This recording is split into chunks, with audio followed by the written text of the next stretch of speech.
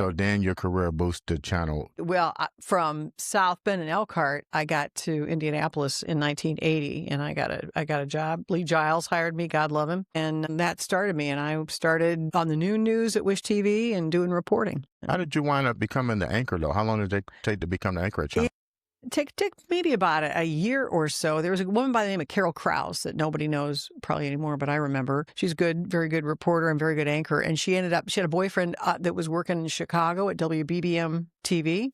And she left to be with him, and so the opening was there. And I just walked right in and started doing the early news and just sort of was working with Mike Ahern and me, and went on from 5 to 6 and then 6 to the 11. So were you nervous? I mean, because or did you have this experience to go right into that seat? I had some experience, but certainly not at the level of thinking I was really ready for it. But I was watching other people at that point, like people like Jane Pauley, who was from Indianapolis. Right. And Jane was kind of like a big icon for me at the time, because I saw her bounce from IU to Wish TV to MAQ. She was at Wish TV? She was at Wish TV. Yeah, Lee Giles hired her. That's his claim to fame. And then she went to MAQ in Chicago and then to the Today Show. Is there a reason he didn't hire David Letterman?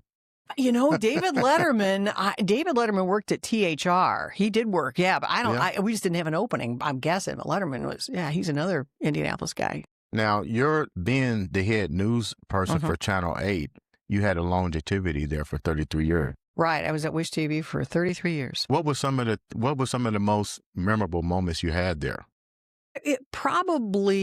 Well, you know, it depends on what you're talking about. I had great moments with Mike Ahern. He was a funny guy and a good newsman, and I learned a lot from him, and I got to hang with him, and I got to meet a lot of interesting people along the way. I did a lot of interesting interviews with people along the way. I interviewed, Mrs. Bush, George W. Bush's mother. Just, people along the way that, were fun to meet.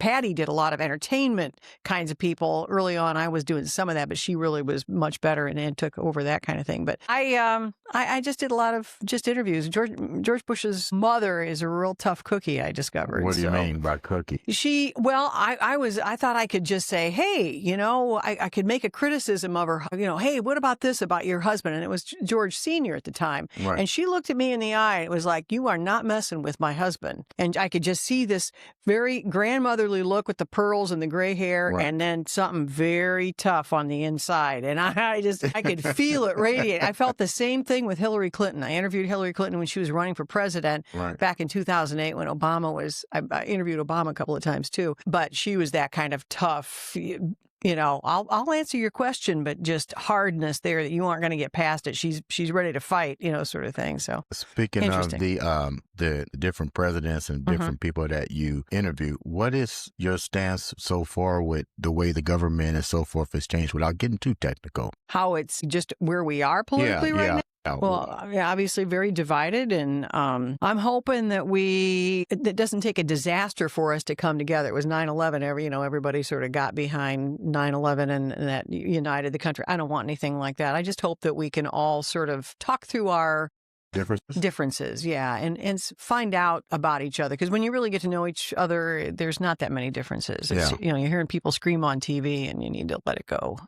When we talked about, why don't you tell me a moment in your life that was so heartening that you just felt like there was no end, and you managed to come up out of there and with flying colors and go, wow, I couldn't believe I'd done this. We've all had those moments. Yeah, you bet. I've had a number of them. And the one that comes to mind was when I was living in Elkhart, and I knew I had to grow my career. I knew I had to Elkhart and South Bend are lovely places, but it's small market, and you're not going to be able to grow the way you'd like to professionally. And so I started down the road of sending out tapes and then trying to get a job and an interview with another TV station. And I got rejected a number of times.